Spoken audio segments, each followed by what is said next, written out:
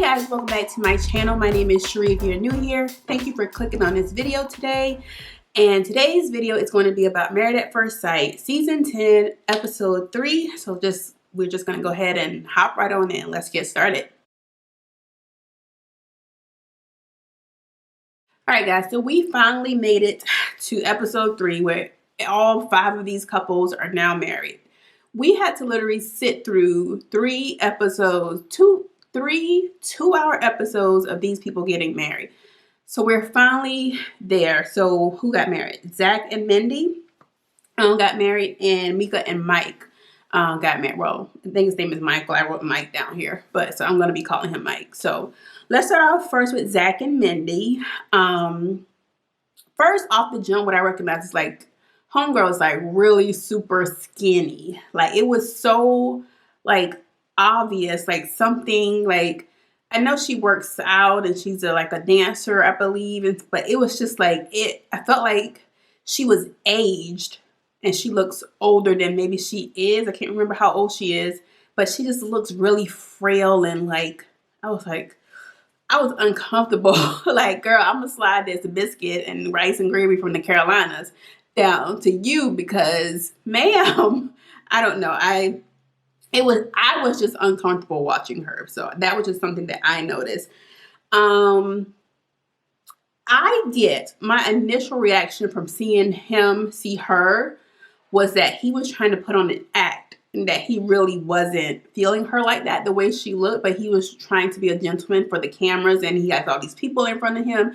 So obviously he just didn't want to go just like, you know, because you don't want to do that to people. But that's just how I feel. Like, again, these are my opinions, so I could be wrong. But I just felt off the jump that he just wasn't feeling her. I think this was the family? Yeah, there was no family for Mindy because her parents and I guess some of her other, I think she has another sibling that's alive. I'm getting these couples confused. But yeah, nobody was there for her except for her sister. So, you know, that was kind of sad, especially during the reception when, you know, people are dancing with their parents. So I felt bad for her and with that going on. Another thing that I noticed was that Zach at the table at the reception, Zach's stepmom was sitting there like, she was not featuring Mindy at all. Like, I thought, you know, since she was a stepmom and then the mom was there, that, you know, it was going to be like that energy directed towards the mom, but the mom was all bubbly and excited and talking, but the stepmom, just looking, you know, she'll do one of my numbers where I can be quiet and you know, hide how I feel about certain situations and people, but my face tells everything. And I tried to work on it a little bit, but the face never lies. So she was just like, you know, she was not featuring Mindy. But yeah, so they are married. I'm trying to think if I missed anything. That was all I had for them. It wasn't, you know, nothing. Oh, I need to say what I think they're going to stay together. I do not. So I am going to put an X. I got to go back to my last week. Okay, did I rate them? I'm going to put an X. I'm going to go back to last week from the beginning and put an X for Mindy and Zach. I don't think at decision day, I don't think they're going to choose to stay together. All right, so moving on to our next couple that got married in episode 3, Meka and Mike.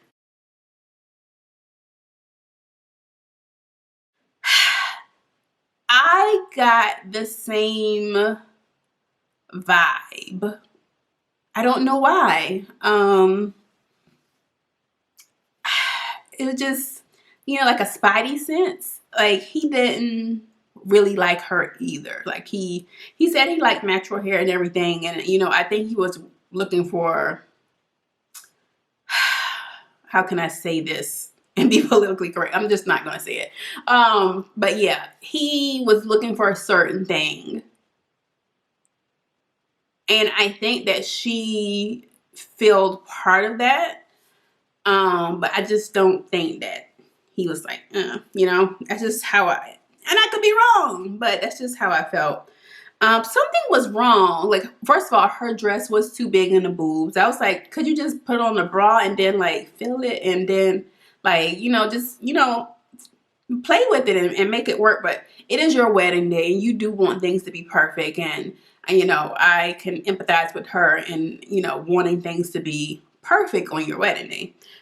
Being the control freaks that we are, I can identify with her with that. But it seemed like, I don't know if it was the camera lighting or what, but some part of her makeup, I don't know if it was a harsh contour or something, but just some side of her face was just like extremely grayish, darkish. And I couldn't figure out exactly what it was, but I noticed it enough to write it down. I was like, what is going on here? Mike looked good, Mike looked really good in his suit. He is a really attractive guy. But his voice throws me off. Like I said in the video before, he reminds me of Dr. G with his voice. So it's not as bad as Dr. G's, but he throws me off with his voice. Another thing that I noticed was that before he kissed her, he got consent from her family. Like, can I do this? I'm like, sir, you don't ask her family, you ask her. You talk about you asking my family. No, you ask me. We just met. Can you? But it was cute or whatever. But I was like, you need to ask me. And another thing that they did, they had the ribbon for them. And I was like, I was expecting somebody to have like a broom to jump across, just, African-American tradition. And no, they had a ribbon. So I was kind of confused by that. I don't think Taylor and Brandon had a broom either. I was just always looking for that, just to show that on national television, some of our traditions from Black culture. But no, they did a ribbon. She also mentioned when they got, after they got married and they were in the area, she was asking a lot of questions, which she should. She just met the guy, but he was, responding accordingly. And I think at the table or somewhere, she was asked him about kids, and how soon. And mind you, this girl is young. She's 25. And she was like, oh, I want to have kids in 1 year. And he was like, no, 2. And I'm thinking like, or never. But she's like, oh, I don't want to be an old mother. Ma'am, what in your mind do you consider to be an old mother, especially in these times where people are having kids almost, mid 40s, late 40s? What exactly do you consider to be an old mother? I don't know. I don't know, but 28, 29, you still, young, to be considered a young mother. So that was just, I told you, Meka, I don't know. I'm going to save my thoughts for further judgment, but it's just, I'm telling you, she probably got a board and he just has to fit into whatever she has going on just to say that she's married. And yeah, so Meka and Mike are now married. And like I said in the other videos, it's already been mentioned in the streets or whatever that they're not together anymore. So I don't see that working. So yeah, let's move right along. We come back to Brandon and Taylor still at the reception. Oh gosh. Somebody in my last video in the comments mentioned that he sounds like a Prince. He's giving Prince vibes, and I never thought about that.